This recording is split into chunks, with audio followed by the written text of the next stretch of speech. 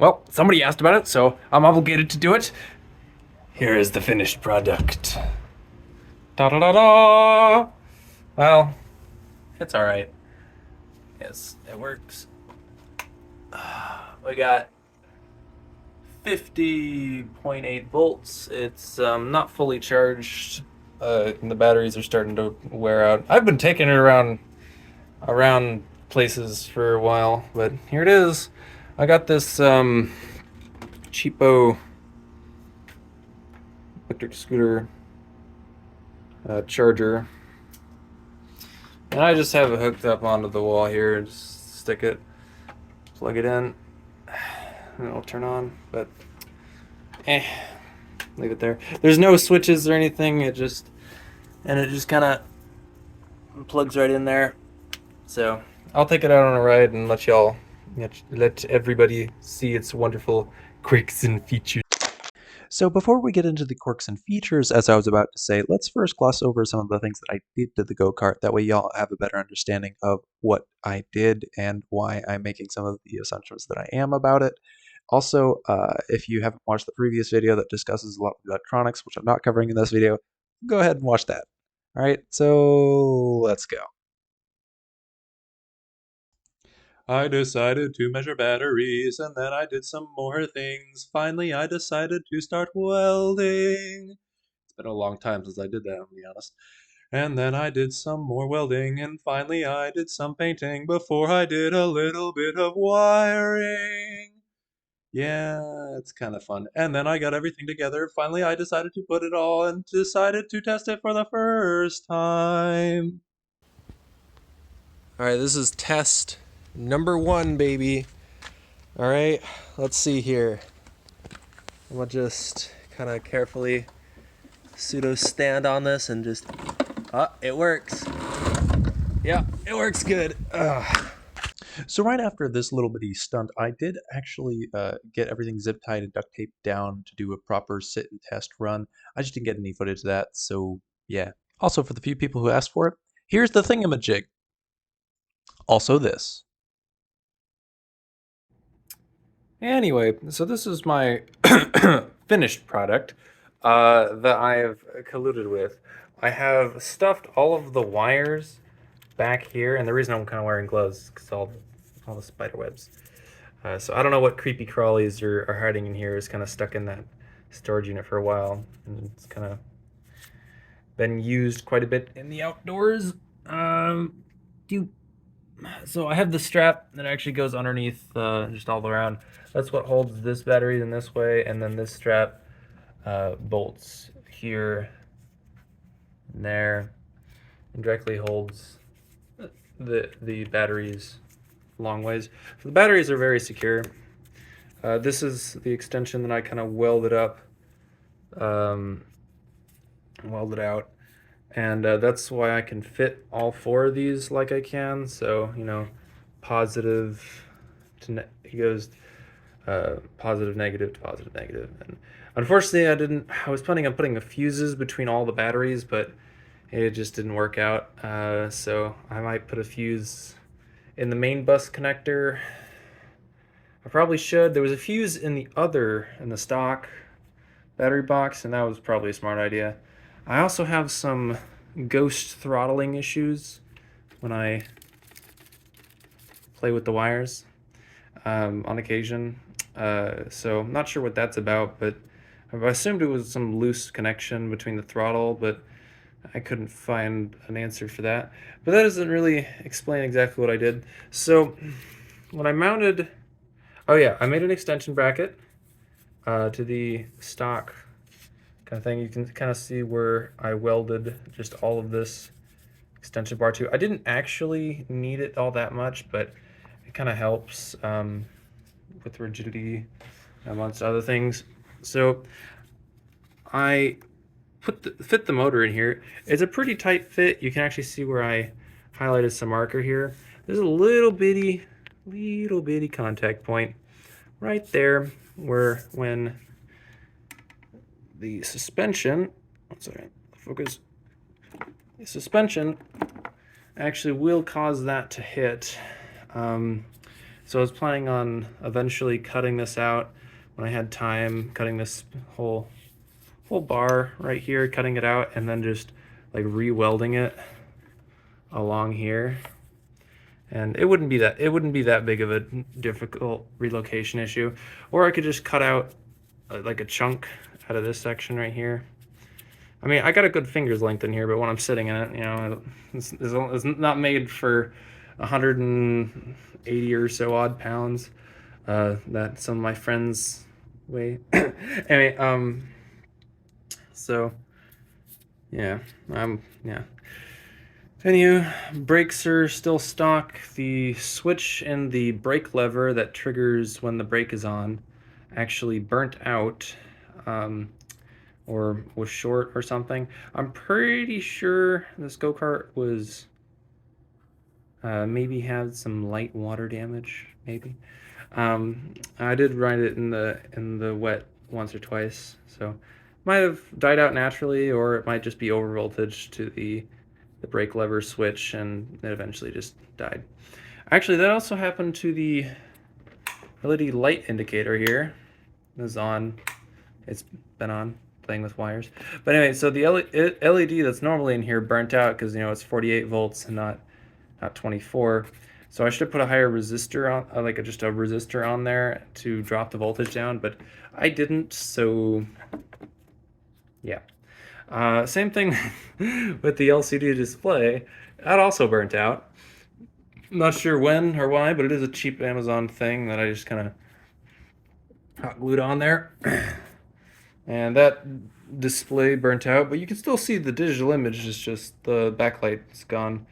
Um, oh yeah, this is not stock. This is completely after market. These rims were drilled out. And slotted. Um, so yeah, I need two hands. So I'm just gonna pick it up and have it spin for a bit.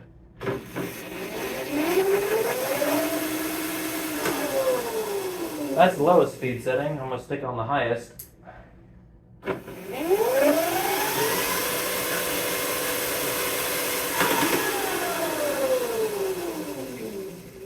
I don't know if you heard those clicks, but that clicking noise is actually the original, what's it called? The chain tensioner on the second gear sprocket here. It's not strong enough, so the motor is much stronger, which creates a lot of backwards resistance. So that spring is actually just kind of getting stuck momentarily because of the high speed that it's not really made for. I need a stronger spring in there, and having trouble finding that or doubling it up. But yeah, that the rotation speed should be around 30 miles per hour. I haven't tested it with any GPS or anything like that, but it keeps up with my electric longboard, which goes about that fast. So yeah, it's a success.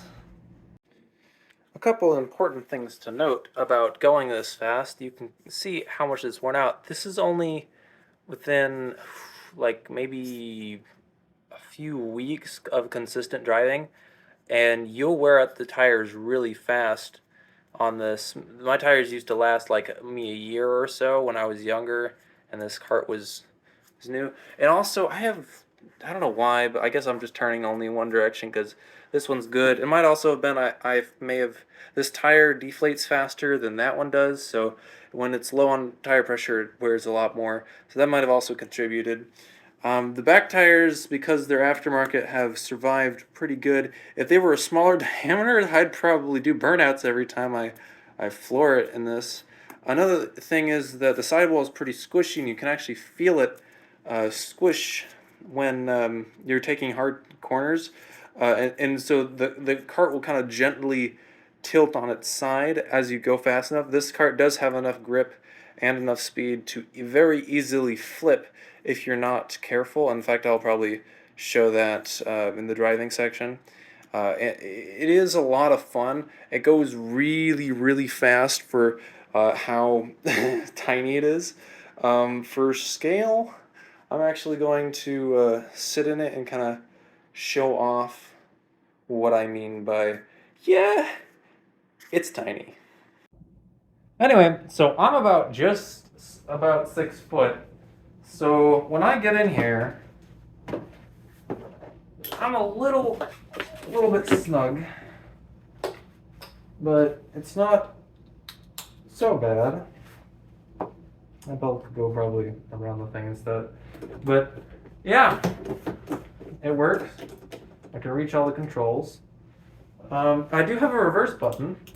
I forgot to mention that. Yeah, I'd rather not have to push my luck. So forward, back. That's a lovely click. But yeah, it works. The reverse does not work, or it works, but it might skip the. I haven't trusted it at all because the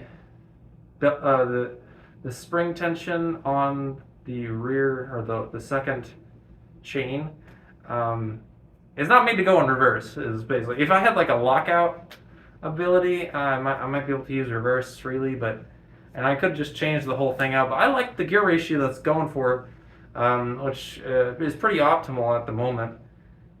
So, yeah.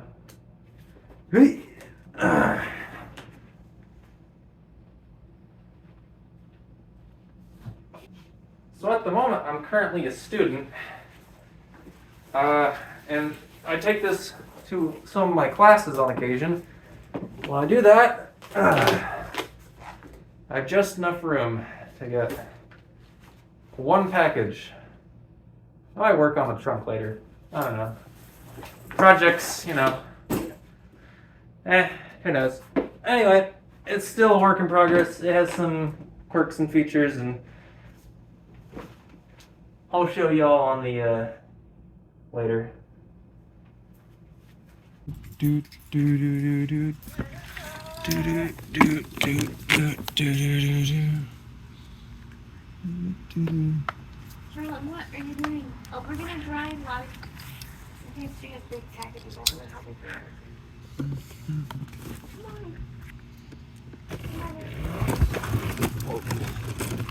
Oh god, still get to it. Oh.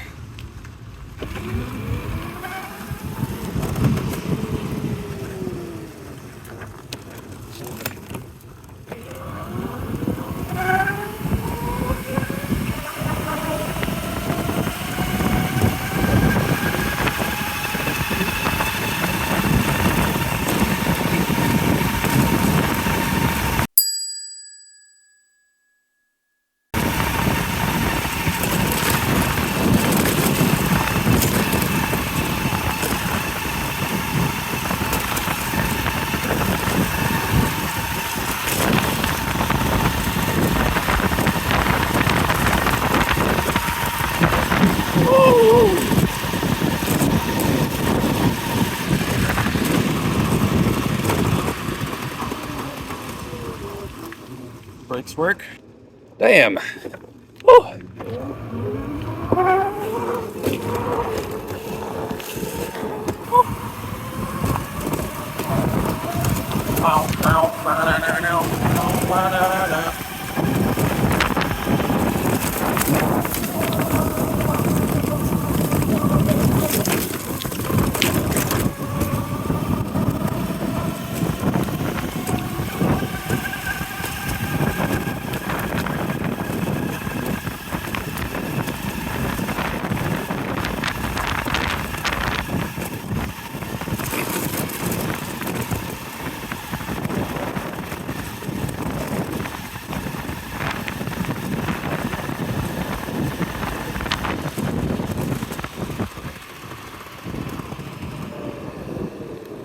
Ooh, filming with one hand. Woo! Oh man. Yeah. Ah.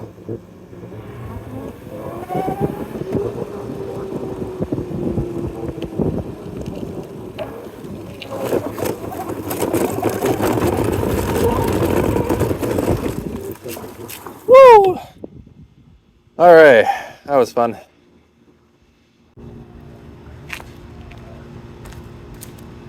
All right. let's have a look at it on the outside.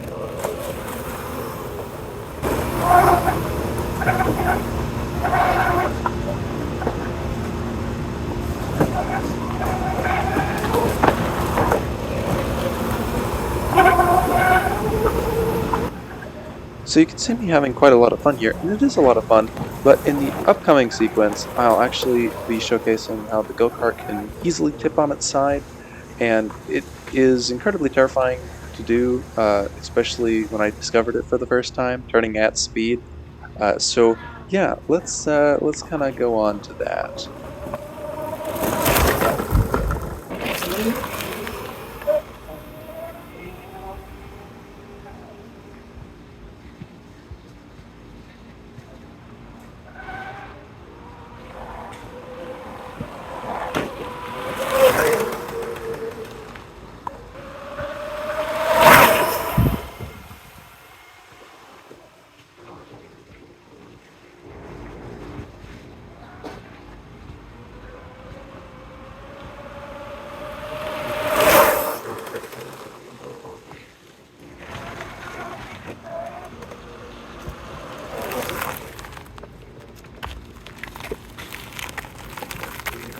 I don't know if you can see that, but it's now at 53 volts, and as I give it gas,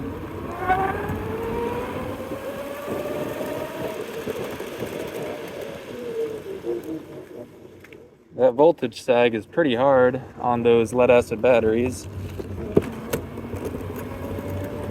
It's in the highest speed mode. This is the lowest.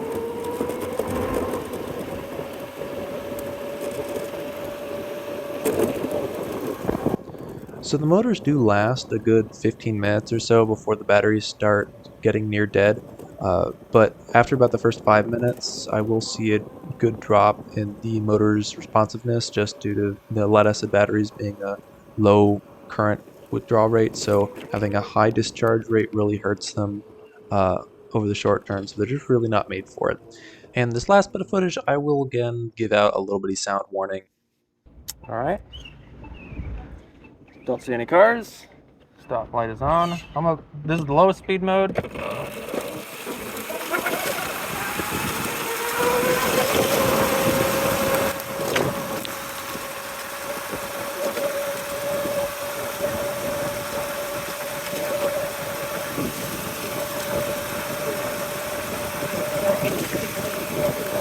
it up, speed mode 2.